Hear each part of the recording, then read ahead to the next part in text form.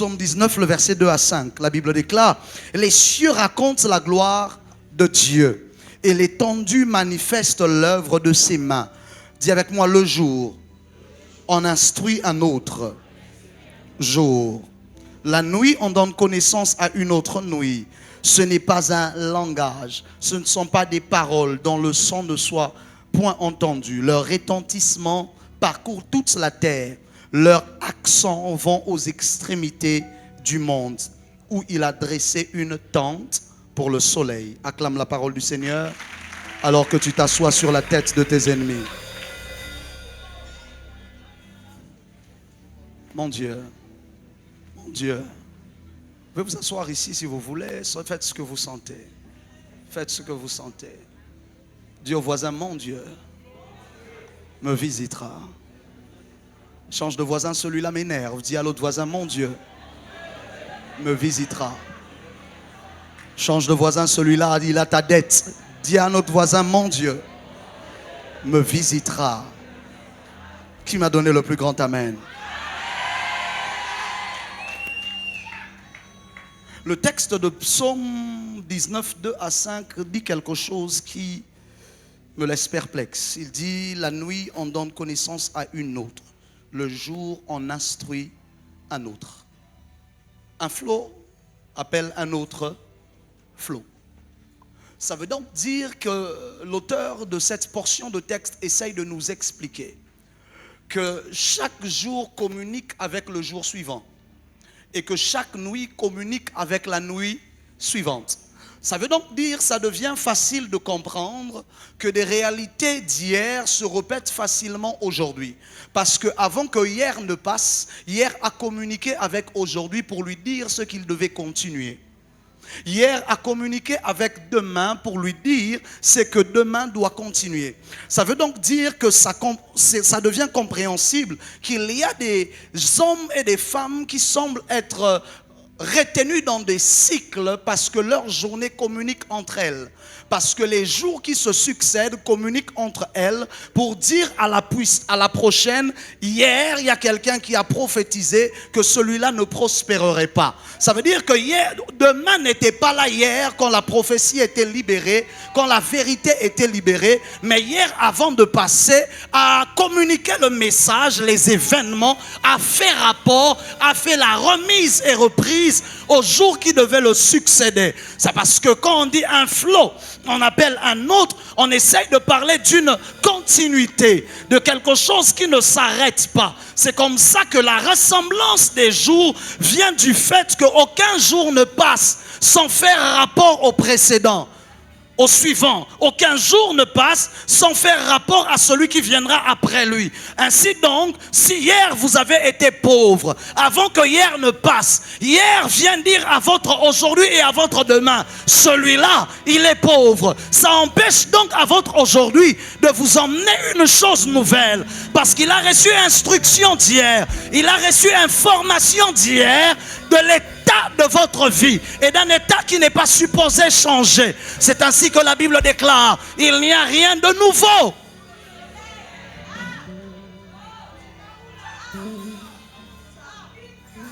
Il n'y a rien de nouveau sous le soleil. Mais c'est quoi le soleil? Le soleil a été placé afin de marquer les temps, les époques et les saisons. Simplement pour dire que les saisons peuvent changer, mais la communication a été passée. Le soleil que tu vois disparaître n'a pas disparu. Il est simplement allé ailleurs. Quand il reviendra avec tes réalités.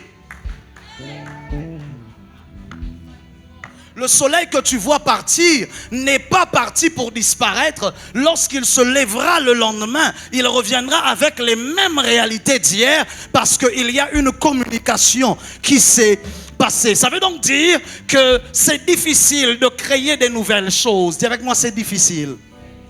Que vous le pensez ou pas, c'est très difficile en réalité ici-bas sur terre de créer des choses nouvelles. C'est comme ça que même Dieu lui-même ne crée pas tout le temps. Même Dieu lui-même crée une fois. Dieu a du mal à recréer. Dis avec moi: Dieu a du mal à recréer. Parce que lui-même sait que lorsqu'il a créé quelque chose, le jour en instruira le suivant. Et la nuit en donnera connaissance à la suivante. C'est comme ça qu'à chaque fois qu'il créait, on terminait par la conclusion et il y eut un soir et il y eut un. Parce que pour dire que le soir a été témoin, le matin est témoin de ce qui a été créé. Et comme le soleil demeure, ce qui a créé doit aussi demeurer. Un flot continuera d'en appeler un autre parce que ce qui est créé est appelé à demeurer. C'est difficile de créer quelque chose de nouveau. C'est ainsi que même Dieu, quand lui-même détruit, il se rassure de ne jamais détruire complètement. Parce que s'il détruit complètement, il est obligé de recréer. Dieu crée les choses qu'il crée avec la capacité de ne jamais réussir à être détruite complètement.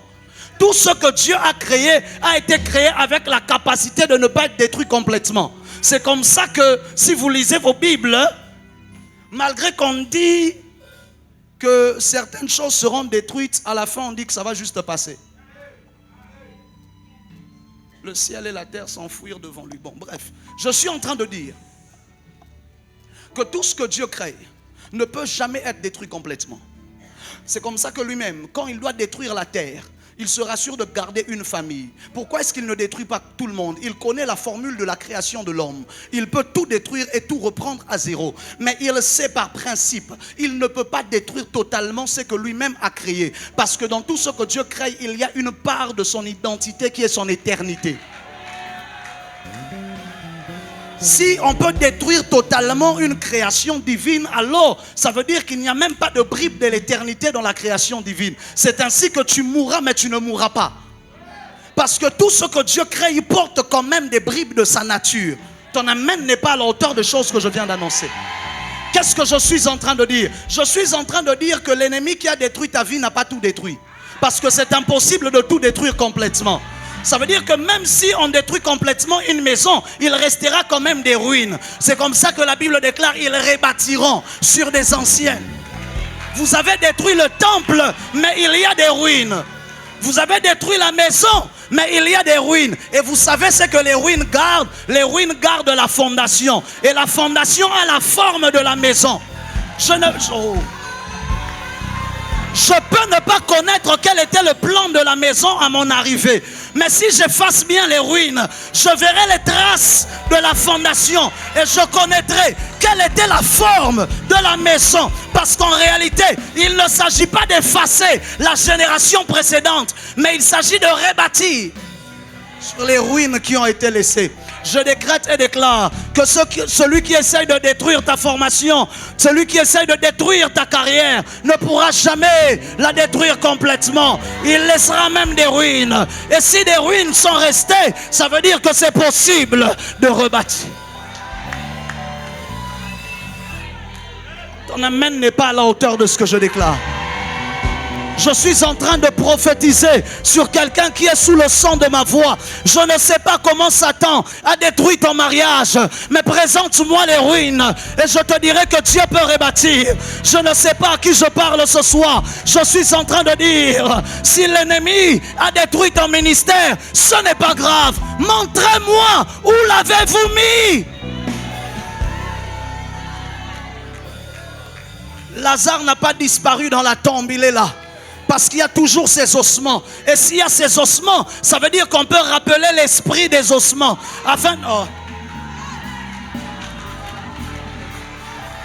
Parce qu'en réalité, chaque ruine qui reste garde le numéro de téléphone de l'esprit qui possédait les ruines.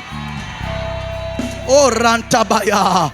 Qu'est-ce que je suis en train de dire? Il existe toujours un lien entre le corps et son esprit. Même si l'esprit est parti, même si la vie est partie, c'est possible.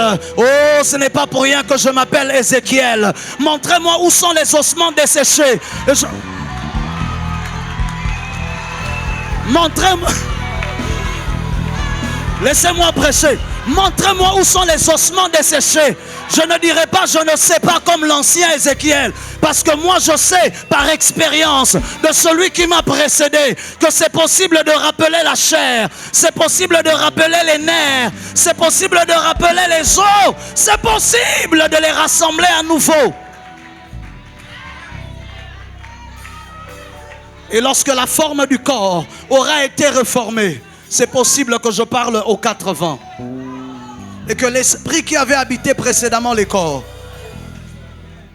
que l'esprit qui t'avait habité, qui te donnait cette réussite-là, revienne encore.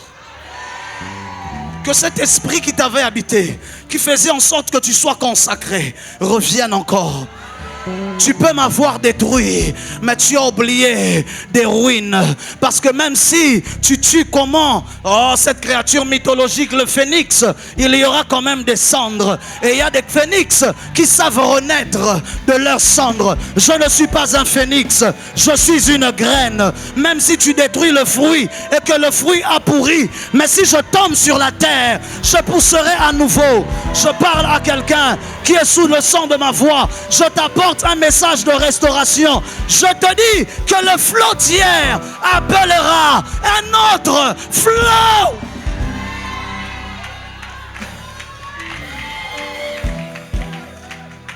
C'est ainsi que Jésus dit: si vous leur dites de se taire et de ne pas me louer, les pierres se lèveront et me loueront. Les pierres se lèveront parce que les pierres, ce sont les ruines. Ça veut dire que si vous êtes incapable de me louer pour ce que je suis en train de faire maintenant, les ruines témoignent que hier j'avais fait, et les ruines portent un message de louange à mon égard. Je décrète et déclare, même si tu commences à pleurer et que tu ne sais pas louer parce que toute ta vie a été détruite, regarde les ruines. S'il y a des ruines, donc Dieu avait fait hier. S'il avait fait hier, les pierres de ta vie se lèveront pour l'adorer.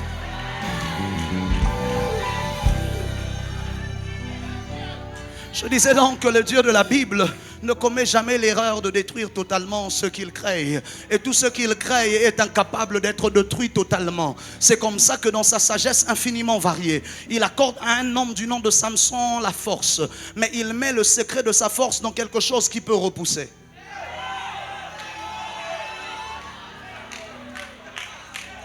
Parce que c'est impossible que le Dieu de la Bible soit surpris par les événements. Il connaissait Dalila avant qu'il ne crée Samson. Vous ne pouvez pas me faire croire que Dieu n'avait pas vu l'avènement de Dalila. Vous ne... Que j'arrête alors. Vous ne pouvez pas me faire croire que Dieu n'avait pas su à l'avance ce qui se passerait pour Samson. Il a même regardé Pierre. Il a dit: tu me réuniras. D'ailleurs 3 fois de cela avant que le coq ne chante. Mais l'histoire ne s'arrête pas là. Quand tu seras converti, quand tu seras restauré, convertis tes frères. Mon histoire ne s'arrête pas à ma chute. Avant ma chute, il a prévu mon relèvement. Mon histoire ne s'arrête pas à ma chute. Avant ma chute, il a prévu mon relèvement. Ne m'excommunie pas parce que tu m'as vu renier Jésus. Parce qu'avant que je ne l'aie renié, il avait déjà prévu que je me relèverais. Écoute-moi, il y a des gens, vous les voyez se perdre, ce n'est pas grave. Ils finiront par revenir. Parce qu'il y a une prophétie sur leur vie qui les condamne à revenir même après être partis. Je laisse où je dis ces choses. Parce qu'apparemment je dérange la foi de quelqu'un. Je dérange la foi de quelqu'un. Oh non, mais comment? Lui, il n'avait pas abandonné les choses de Dieu. Et puis il rentre seulement comme ça, puis Dieu l'utilise encore. Tu ne connais pas la prophétie qui est sur sa vie. La prophétie qui est sur sa vie, c'est que c'est à lui qu'on avait donné les clés de l'église. Ça veut dire s'il se perd, l'église se perd. Il ne peut pas se perdre. Il est condamné à... Qu'est-ce qui se passe? Donne-moi un amen que je te prêche. S'il se perd, l'église se perd. Il est obligé de revenir parce que c'est lui qui a les clés. Je pensais que je suis à Kin, j'allais parler lingala.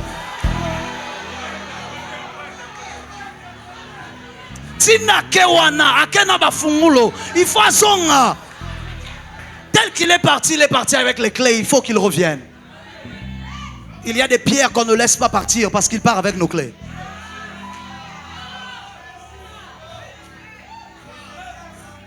Le problème de Dalila, c'est qu'elles pensent qu'elles sont une surprise sur le parcours de Samson. Elles sont une surprise pour Samson, elles ne le sont pas pour le Dieu qui l'a appelé. La Bible déclare, mes destinées sont entre tes mains. Ça veut dire que Dieu connaît toutes les variations de ma destinée avant même que je n'existe. Oh, Ramande Edeva. La Bible déclare, il sait quand je me lève et il sait quand je me couche. Il connaît le nombre des cheveux de ma tête. Où irai-je et me cacherai-je loin de sa face? Je parle à quelqu'un qui est sous le son de ma voix. Je décrète et je déclare, peu importe combien loin tu étais parti, je t'appelle par la voix des prophètes et je te commande de revenir à la maison. Au nom de...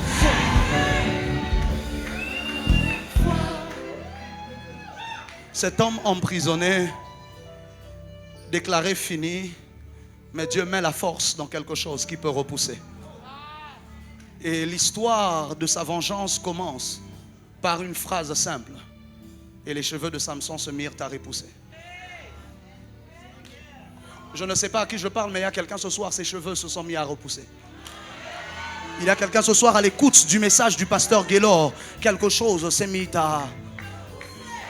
Depuis le dernier halte, Satan t'a détruit, a détruit toute ta vie. Mais quelque chose s'est mis à... De que tu es entré à ce halte-ci, quelque chose s'est mis à... Il y a peut-être une soif que l'on t'avait volée, mais il n'a pas volé la totalité. Ils ont laissé le torrent, quelque chose s'est mis à... Ah, l'année passée, j'étais assoiffé, j'ai l'impression que je ne le suis plus. Mais si ma soif avait appelé un flot, alors le flot qu'elle avait appelé, appellera un autre.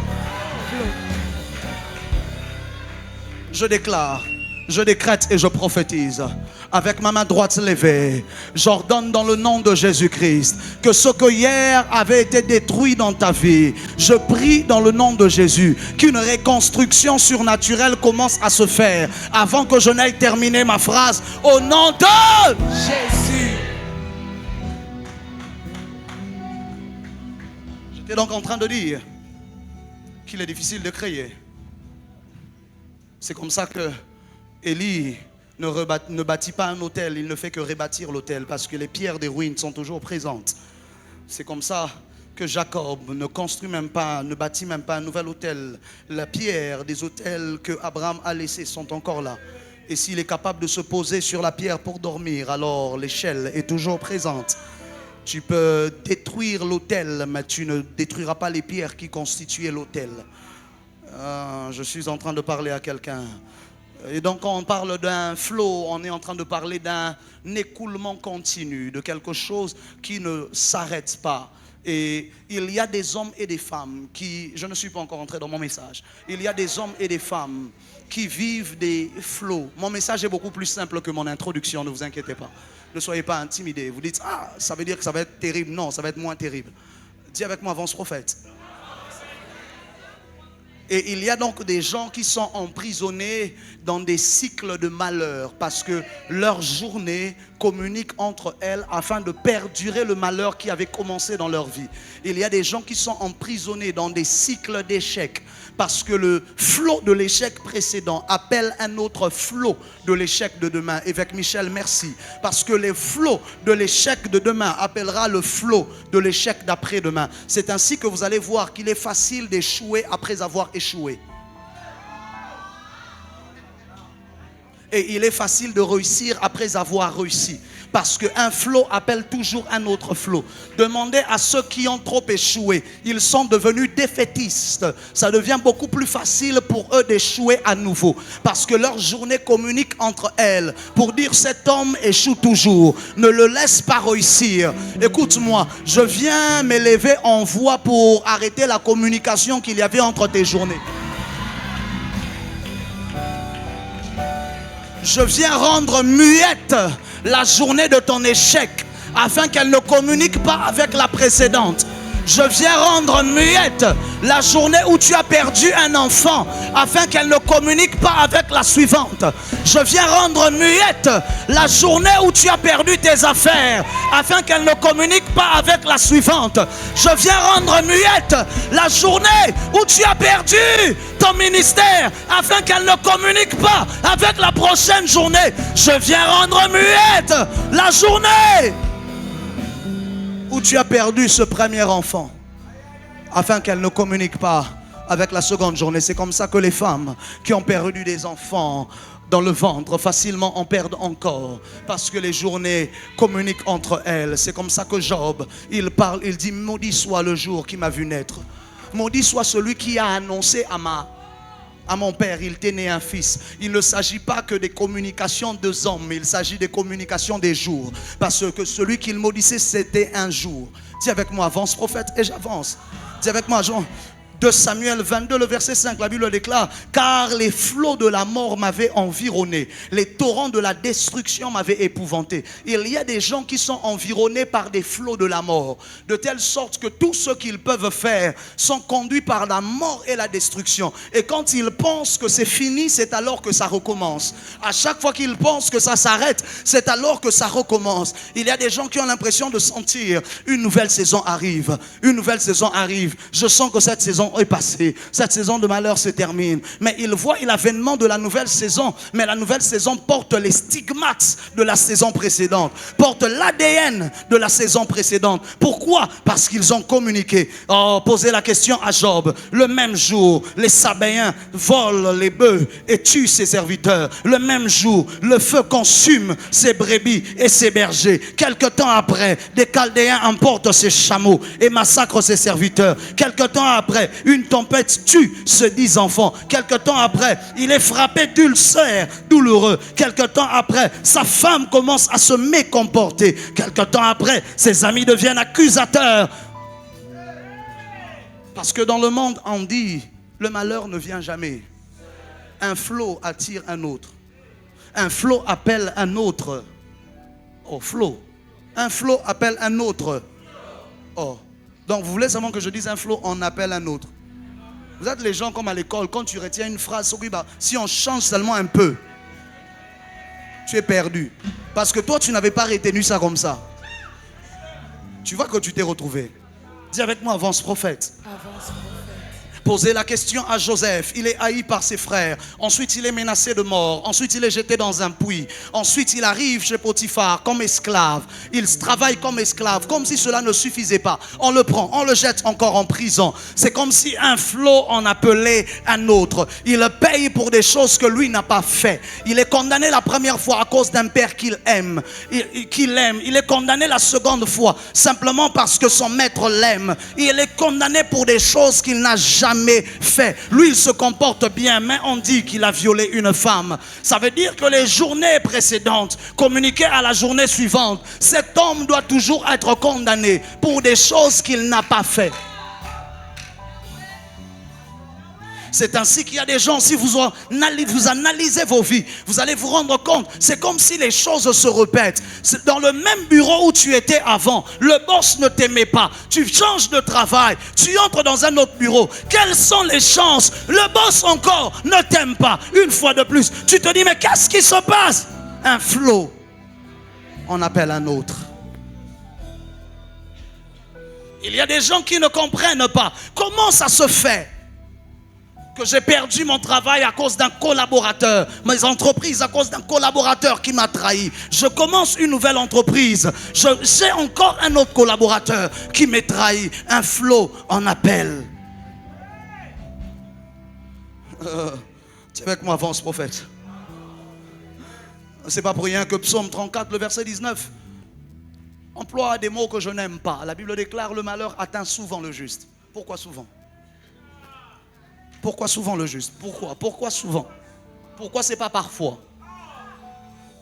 Parce qu'une fois que les chaînes du malheur ont commencé, ça entre dans le souvent. Il n'y a que 2 possibilités. Soit le malheur t'atteint souvent, soit le malheur ne s'approche pas de ta tente. Il n'y a que les 2 possibilités. David dit: le malheur atteint souvent le juste. Moïse dit: le malheur ne s'approchera pas de ta tente. Parce que s'il s'approche une fois, il s'approchera une deuxième. S'il s'approche une deuxième, il s'approchera une troisième. Demandez aux grands dirigeants, lorsque vous ne faites pas un exemple, vous donnez le courage aux autres de faire pareil et de faire la bêtise. Ça veut dire que la première bêtise donne chemin à la deuxième bêtise. Le premier sorcier à qui tu as autorisé de toucher ta vie a donné information aux autres que tu es touchable. Ton amène n'est pas arrivé. Le premier occultiste à qui tu as laissé autorisation de jouer avec ta vie a donné information aux autres occultistes qu'avec toi on peut jouer. Le premier homme avec qui a joué avec ta vie de manière subconsciente a donné message aux autres. Bizarrement, toi, ce ne sont que des hommes mariés qui viennent et qui veulent jouer avec toi. Mais qu'est-ce qui se passe? Est-ce qu'ils se sont passés le message entre eux? Qui a dit aux hommes mariés que toi on peut jouer avec toi et te jeter? Un flot en appelle un autre. Et la Bible déclare, 2 Corinthiens 4, le verset 8, nous sommes pressés de toute manière, mais non réduits à l'extrémité. Dans la détresse, mais non dans le désespoir. Persécutés, mais non abandonnés. Abattus, mais non perdus. Parce que très souvent, au milieu de la détresse et au milieu du malheur, avant même de commencer à chercher des solutions, la première chose qu'il faut développer, c'est Jacques 5, le verset 11. Voici, nous disons bienheureux, ceux qui ont souffert patiemment. Vous avez entendu parler de la patience de Job.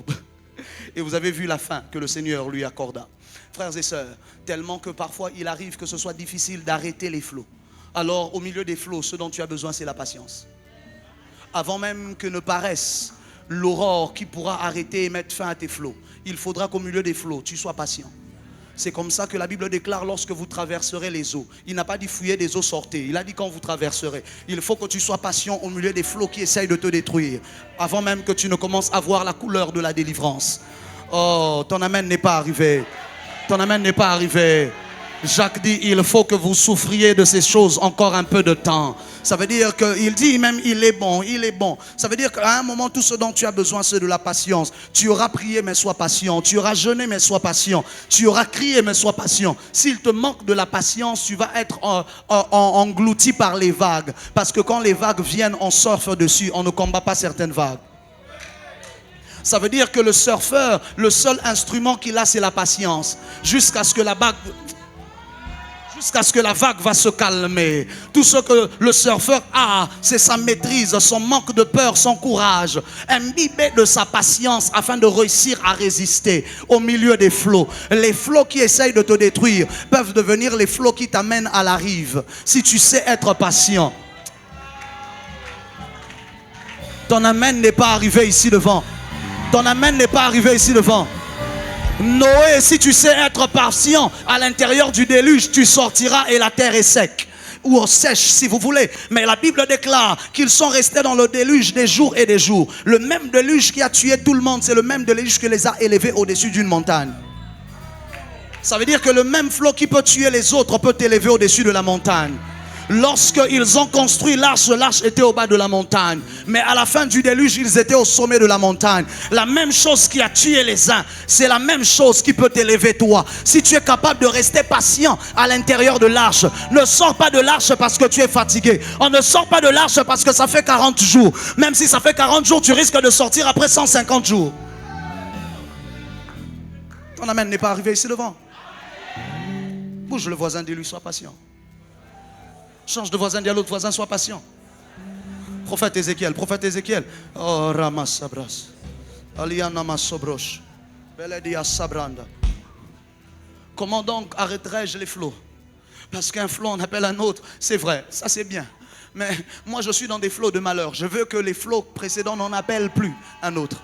Moi je suis dans des flots de malheur. Je ne veux pas que le flot précédent vienne en appeler un autre. C'est comme ça qu'il y a des gens qui ont l'impression que leur passé les rattrape constamment encore et encore.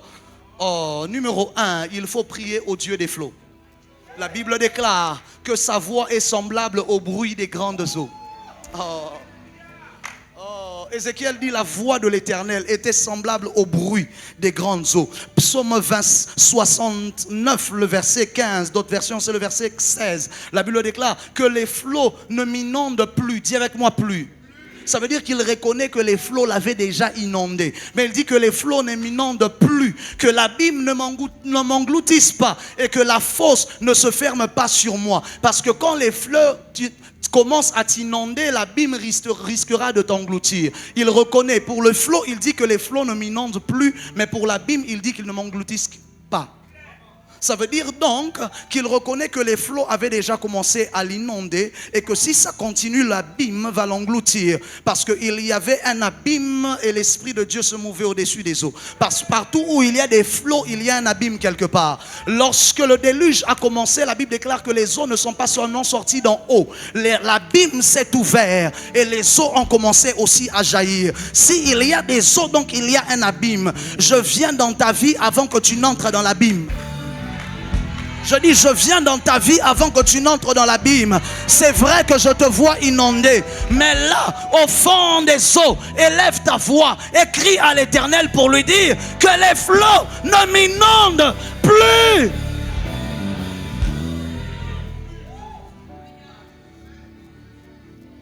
Numéro 2, c'est le sacrifice. Dis avec moi numéro 2. C'est le sacrifice. Le sacrifice permet à ce qu'une chaîne qui avait commencé puisse s'arrêter. Une chaîne de malheur qui avait commencé. Lorsque, si vous voulez, dites avec moi le sang. Le sang. Permettez-moi d'être sanguinaire ce soir. Dites avec moi le sang. Lorsque Dieu vient afin de tuer Moïse, sa femme constate qu'un flot est en train d'appeler un autre flot. Elle regarde son fils, elle coupe le prépuce jusqu'à ce que le sang coule. Et elle dit, tu es pour moi un mari de sang. Tu es pour moi un mari de sang. Mais pourquoi? Pourquoi? Parce que simplement un flot appelle un autre. Si Moïse est allé à Madian, c'est parce qu'un pharaon essayait de le tuer. Si tu dois aussi quitter Madian pour aller en Égypte, il faut quelqu'un qui essaye de te tuer. Bon, fermez ça, mettez ça dans une parenthèse. Dites avec moi, avance prophète. Lorsque David doit arrêter la peste qui est en train de décimer tout le pays, alors il sait qu'il doit s'arrêter à l'ère d'Onan, faire un sacrifice. Et l'ange s'arrête le bras levé à l'ère d'Onan parce que la voix du sang lui ordonne de s'arrêter. Les flots s'arrêtent lorsque le sang entre en jeu. Il faut un liquide pour combattre un autre liquide. Je dis quelque chose que tu n'as pas entendu. Je disais, il faut un liquide pour combattre un autre liquide. Il faut... je ne veux pas le dire maintenant. Je disais, il faut un liquide pour combattre un autre. Dis avec moi, avance prophète. Avance prophète. Ils ne pouvaient pas arrêter les flots de 400 ans de malheur en Égypte s'ils étaient incapables de verser le sang d'une bête. Oh my God, my God, my God. C'est ainsi que je ne peux pas parler du sang si je ne parle pas de la table. Parce que la troisième chose qui arrête les flots, c'est la Sainte Seine. C'est le pain et le vin. Pour que tu arrêtes les flots qui sont en train de décimer et de détruire une vie. Vous avez besoin du sang, vous avez besoin du corps et du sang. Vous avez besoin du pain et du vin.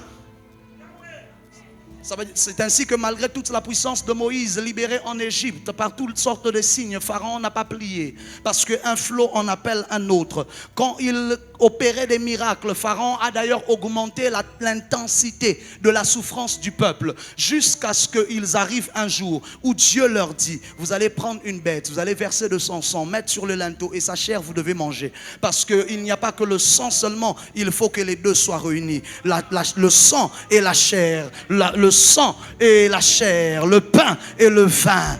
C'est ainsi que les malheurs de Joseph se sont arrêtés lorsqu'un jour dans la prison, il rencontre le panetier et le chanson. Lorsqu'il rencontre le pain et le vin, alors ces malheurs peuvent désormais s'arrêter. Il sait et il regarde les chansons. Il lui dit, souviens-toi de moi quand tu seras dans la gloire. Parce que les chansons, c'est celui qui sert le vin.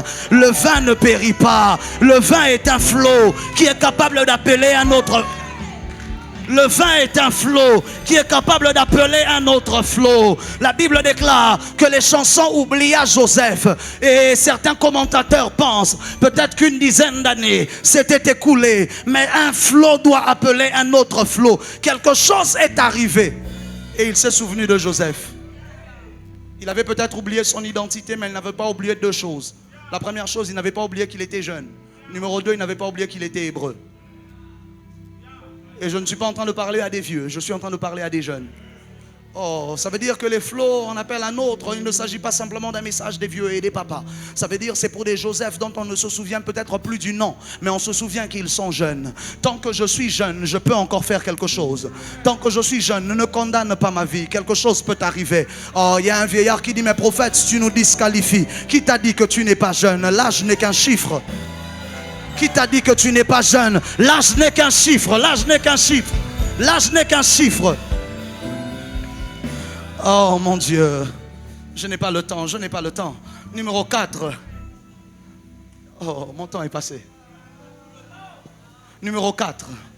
La quatrième chose qui permet d'arrêter des flots de malheur, c'est la voix d'autorité. Dis avec moi la voix d'autorité. Papa, ne baisse jamais. Joue vraiment.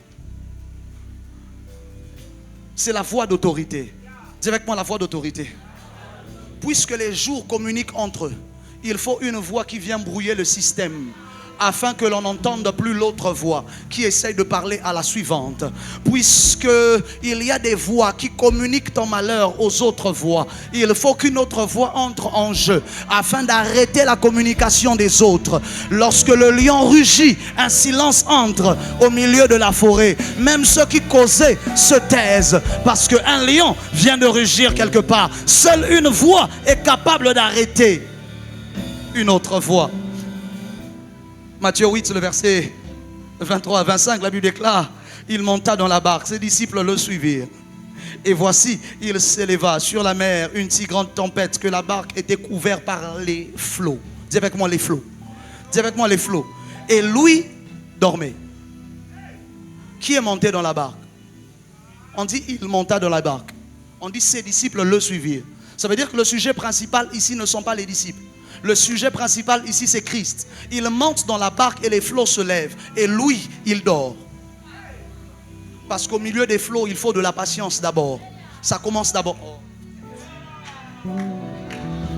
Au milieu des flots, il faut apprendre à dormir. Parce que d'une manière ou d'une autre, ça vous demandera de la patience. Si tu n'es pas capable de patienter au milieu des flots, tu n'es pas capable de vaincre les flots.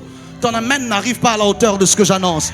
Je décrète et je déclare dans le nom de Jésus-Christ qu'une grâce surnaturelle s'attache à toi et t'accorde une patience inhumaine qui te donne la capacité de persévérer au milieu de l'épreuve jusqu'à ce que tu en sortes victorieux. Au nom de... Ses disciples le suivirent, mais ils subissent la tempête aussi avec lui. Le problème lorsqu'on est proche des gens qui sont emballés dans les flots de malheur, c'est que leurs malheurs peuvent devenir les nôtres. Si vous ne croyez pas, posez la question à ceux qui étaient compagnons de Jonas au milieu de ce bateau. Ce sont leurs marchandises qu'ils jetaient à la mer. Jonas n'a rien jeté. Ça veut dire que celui à cause de qui la tempête est venue n'a rien perdu. Mais tout le monde a perdu quelque chose. Les commerçants ont perdu leurs affaires. Voilà pourquoi vous devez faire attention à vos associations. Parce que vous ne savez pas dans quel flot ils sont embarqués. Lorsque quelqu'un est en train de se noyer, s'il ne sait pas être patient pour que tu le sauves, il t'entraînera dans sa noyade.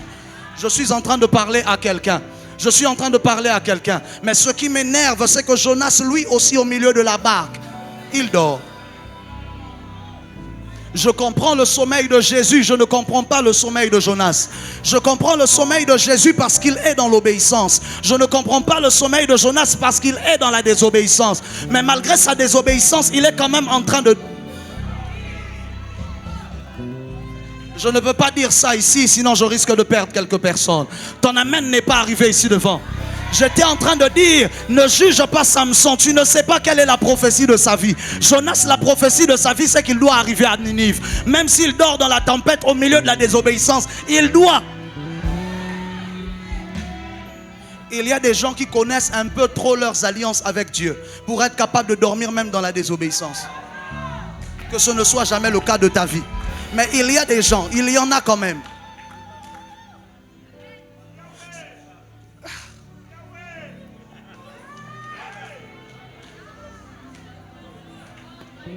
Je comprends le sommeil de Jésus, je ne comprends pas celui de Jonas.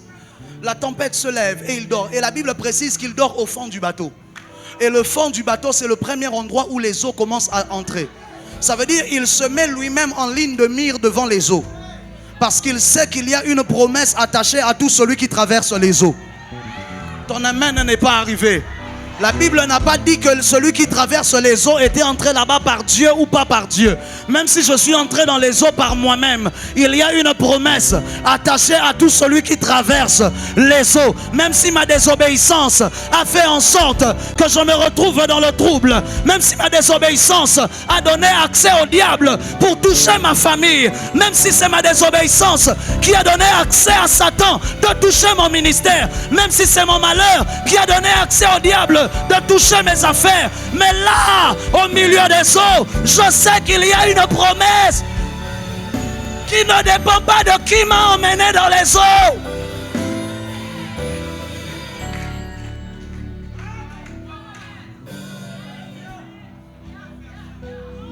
Paul lui aussi traverse une tempête. Et ça m'étonne que lui aussi, au milieu de la tempête, il dit: un ange m'est apparu dans la nuit, certainement dans un songe. Ça veut dire que Paul aussi dormait. Ça veut dire que la caractéristique, le point commun de tous ceux qui traversaient des tempêtes était le sommeil. Dis avec moi: dors. Change de voisin, dis à l'autre voisin: dors. Oh my God. Change de voisin, dis à l'autre voisin: dors. Oh la naman de Lia Zabrade. Touche la main de ce voisin, dis-lui: dors.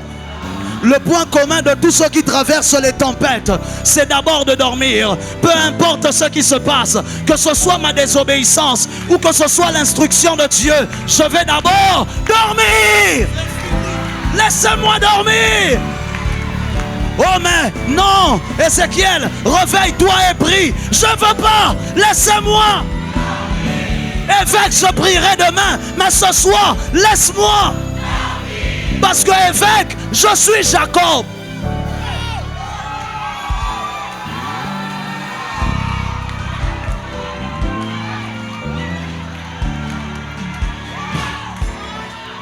Laisse-moi dormir, évêque, parce que je suis Jacob.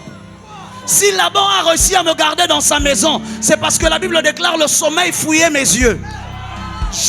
Laban savait, le seul moyen de garder Jacob esclave, c'est de l'empêcher de dormir, parce que son Dieu lui parle par des rêves.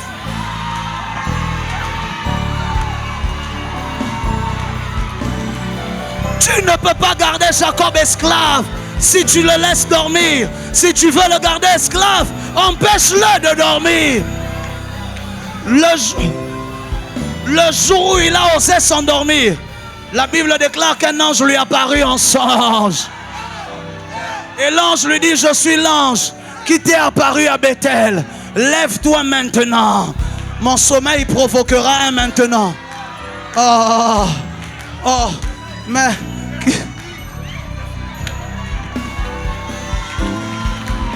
Prophète.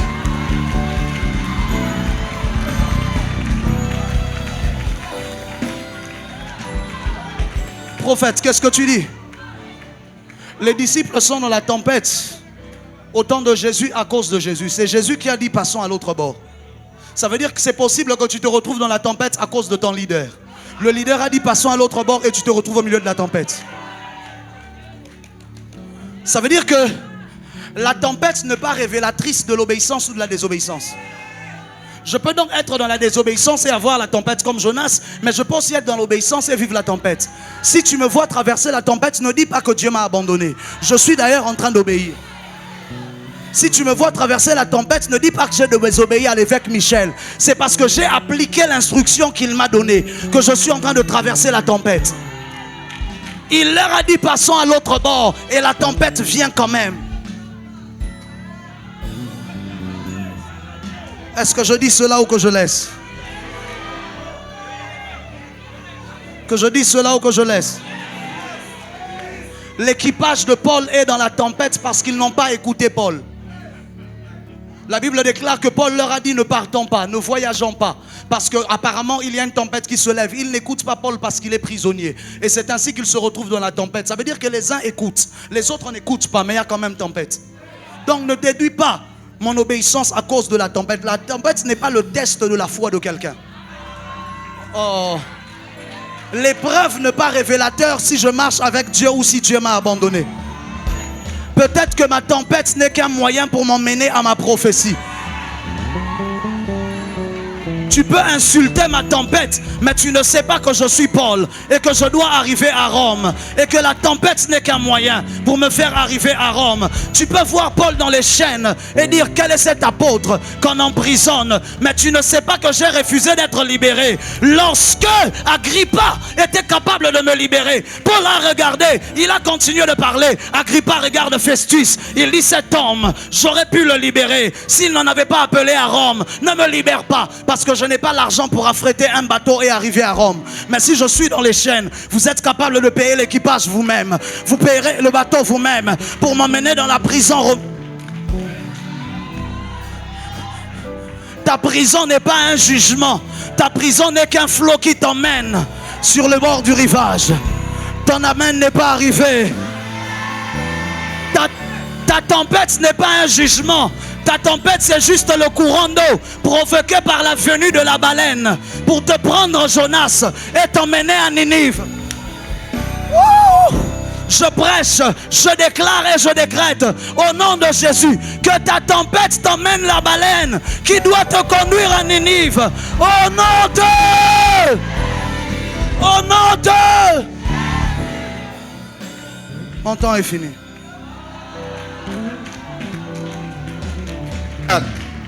Tu as encore d'autres interventions. Tu ne vas pas finir la Bible aujourd'hui. C'est quoi? On finit par Alt. Alt commence. C'est la première plénière. Hey!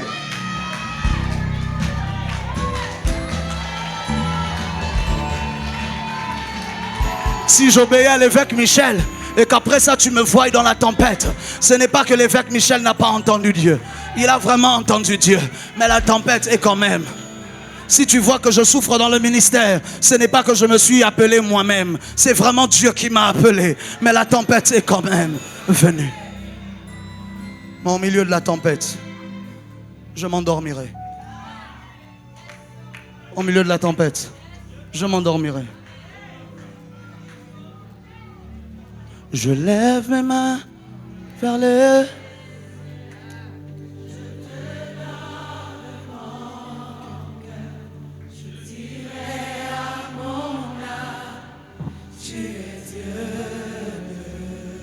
Même si les mers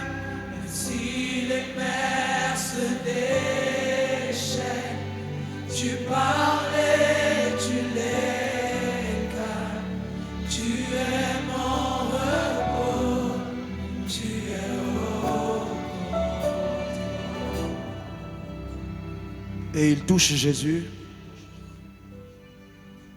ils lui disent, nous périssons. Il se lève, il leur dit, mais homme de peu de foi. Ça veut dire que ton incapacité à dormir au milieu de la tempête n'est pas révélatrice de ta foi. C'est révélateur de ton manque de foi. Ce n'est pas parce que tu te bats que tu as beaucoup de foi. Il faut savoir reconnaître quand les choses sont hors contrôle.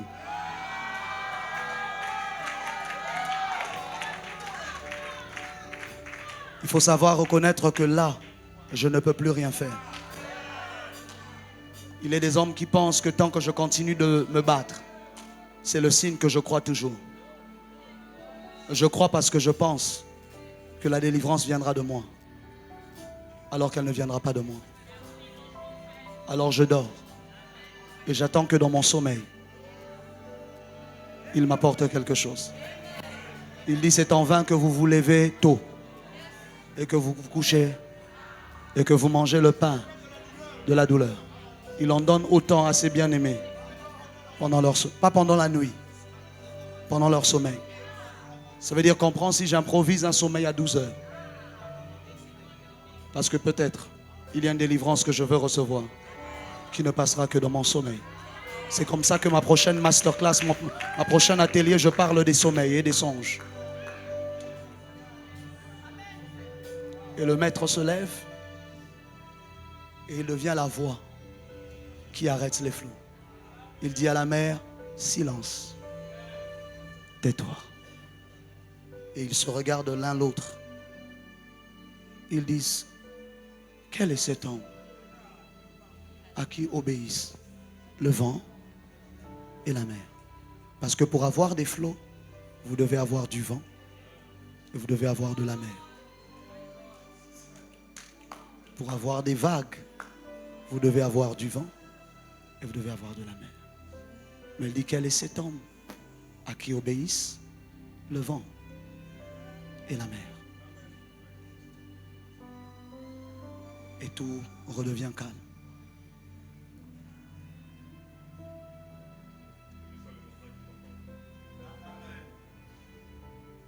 L'erreur, c'est donc de ne pas avoir des voix capables de parler dans ta vie. Le danger, c'est donc de peut-être ne pas soi-même être une voix capable d'arrêter les eaux. Si je n'ai pas la voix d'arrêter les eaux, alors il faut que j'aille un homme qui a la voix d'arrêter les eaux. Il dit, le diable t'a réclamé pour te cribler comme on crible le froment. Mais moi, j'ai prié pour toi. Seigneur, prie pour moi lorsqu'il n'y a plus personne sur terre pour prier pour moi. Jesus, pray for me when my father is not around. L'erreur, c'est de ne pas avoir de voix qui peuvent parler pour toi au milieu des eaux. La bénédiction, c'est donc lorsque je me retrouve dans des endroits comme Halte. Parce qu'après, orateur après orateur, Dieu envoie des voix capables d'arrêter des flots. Jésus n'a pas crié, il a parlé. Ce soir, je ne crie pas, je parle. Je dis silence. Que ces flots se taisent. Que les flots du malheur, que les flots du péché, que les flots de la culpabilité, que les flots de la souffrance, que les flots de la destruction, que les flots des pleurs se taisent.